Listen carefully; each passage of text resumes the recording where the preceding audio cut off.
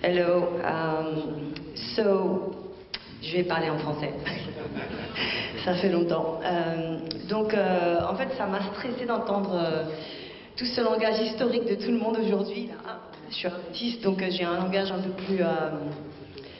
peu plus intuitif et plus créatif, on va dire, dans le sens où c'est pas linéaire. Donc, je vais parler vite fait des deux collages que j'ai réalisés de la série que je suis en train de faire. C'est une série, ongoing série que je fais depuis 2-3 ans qui s'appelle Décolonisation, Decolonize. Et l'idée c'est de décoloniser l'esprit. De quel type de... Comment la vision en fait manipule le cerveau. On a grandi avec la photographie au XXe siècle et la photographie au XXe siècle a été gouvernée par l'homme blanc qui a photographié la plupart du temps des objets, femmes. Quel a été le sujet vraiment dans la vision de la photographie et comment la vision au jour d'aujourd'hui peut être prise d'une autre manière en racontant une histoire différente de l'Occident. Donc par exemple cette photo à droite qui s'appelle The Innocents, les innocents, est une photo que j'ai trouvée à un marché du livre et ça m'a très intriguée parce que je sais pas quand est-ce qu'elle a été prise, je sais juste que c'est au début du XXe siècle, mais je travaille par intuition et donc j'ai voulu décrypter et expliquer ce qui se passe en termes de manipulation psychologique. Vous voyez donc les parents qui sont derrière, qui tiennent le fond photo, et les enfants qui posent pour les parents. Et je me suis imaginé que c'était 1930, 1940, et donc les parents éduquaient les enfants de la manière dont ils voulaient à être soit racistes, discriminés, ou peu importe ce que l'Occident va donner aux enfants pour qu'ils voient le monde d'une manière injuste, d'injustice raciale. Et donc ce que j'ai fait, c'est que j'ai décoré l'ensemble de la photo avec des masques que j'ai trouvés dans un livre de Christie's, où chaque masque coûte une fortune. Je les ai découpés un par un, et en fait l'idée c'est de créer un encadrement de tout ce qui a été volé en Afrique, et de mettre ça en perspective sur ce qui a été pris par l'Occident à l'Afrique, et comment en fait les enfants qui observent le comportement des parents ont été éduqués pour jouer la même symphonie. Ça veut dire que sur les violons, vous voyez, je ne sais pas si vous voyez bien, mais sur les violons, il y a aussi des masques africains.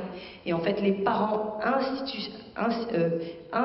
éduquent leurs enfants à jouer la même musique, ça veut dire, métaphore psychologique, jouer la même musique psychologique que leurs parents, ça veut dire, on va manipuler la vision, on va faire en sorte qu'on est supérieur, et on va apprendre ce que le monde nous a à nous donner, parce qu'on prend. Donc il y a une certaine idée de comment la prise de conscience avec les parents et les enfants, et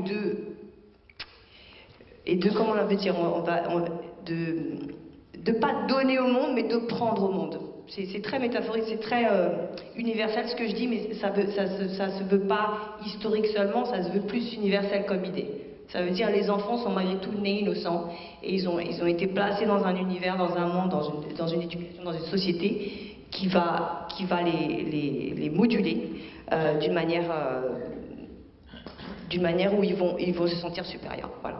Donc c'est le premier collage de Innocent. Et le deuxième collage, donc là c'est une série qui fait partie d'une série du passé et du présent. Ça veut dire le présent, c'est cette photo que je prends de femmes de couleur à New York.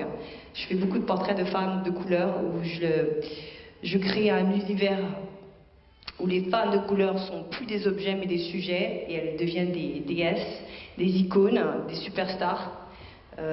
Ça fait 10 ans que je fais ça, et donc j'utilise certaines de ces photos et je mets en parallèle ces photos avec des images que j'ai trouvées pendant mes voyages. Là, c'est des photos que j'ai trouvées de Sigma Press à Saint-Louis du Sénégal sur toute la période de colonisation avec Charles de Gaulle, Mobutu, Cameroun, les rois du Cameroun, je ne connais pas leur nom, mais aussi avec James Baldwin, des membres d'un mouvement américain exceptionnel, Martin Luther King, James Baldwin. Tout l'ensemble de mon travail de collage, c'est pour expliquer que même s'il y a eu beaucoup d'événements douloureux dans le passé, la vision de cette femme qui prend, c'est comme si c'était une vision de conscience universelle, et ce passé qui était douloureux se transformait en force. Donc tout mon travail de récupérer l'histoire pour le mettre dans le passé, c'est pour guérir d'une certaine manière les douleurs d'un passé qui est pas excusable, mais où on doit aller de l'avant. Et donc, de par ces images iconiques de femmes, et cet univers que je crée de collage, j'essaie on va dire, de pardonner. Parce qu'il faut à un moment donné pardonner, passer à autre chose, parce qu'il y a eu énormément d'injustices, de viols, enfin, surtout en termes de... Je prends ça comme expérience, on va dire, en termes de femmes de couleur et toute l'histoire que tout ce que j'ai appris de tout ce qu'elles ont subi. Je fais partie de cette même conscience universelle, même si je ne l'ai pas vécu directement. Les ancêtres sont là, ils nous regardent, et on arrive à dépasser notre conditionnement physique et social. Et dans ces collages, j'essaie vraiment de donner une version beaucoup plus universelle d'un passé douloureux, mais qui est en soi une force incroyable pour que deux mondes qui se séparent entre le supérieur et l'inférieur deviennent à un moment donné, on va pas dire égaux, mais qui se comprennent au moins, et qu'on arrive à un moment donné où il y a une compréhension de la douleur de l'autre, et donc il y a une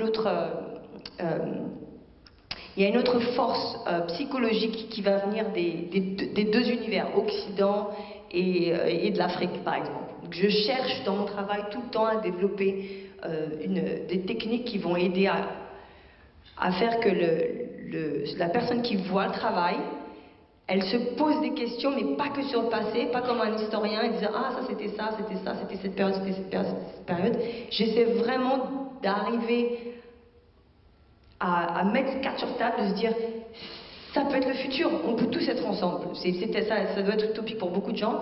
Et moi, je fais ce que j'aime en termes d'art, parce que je crois qu'on peut changer les choses. Je le fais pas juste parce que je trouve ça cool. Je fais pas de l'art parce que c'est cool. Je pense que l'art, ça inspire les pensées à changer et surtout à pas être les mêmes, même si le passé a été douloureux. Donc voilà, là c'est mon travail. Merci. Merci.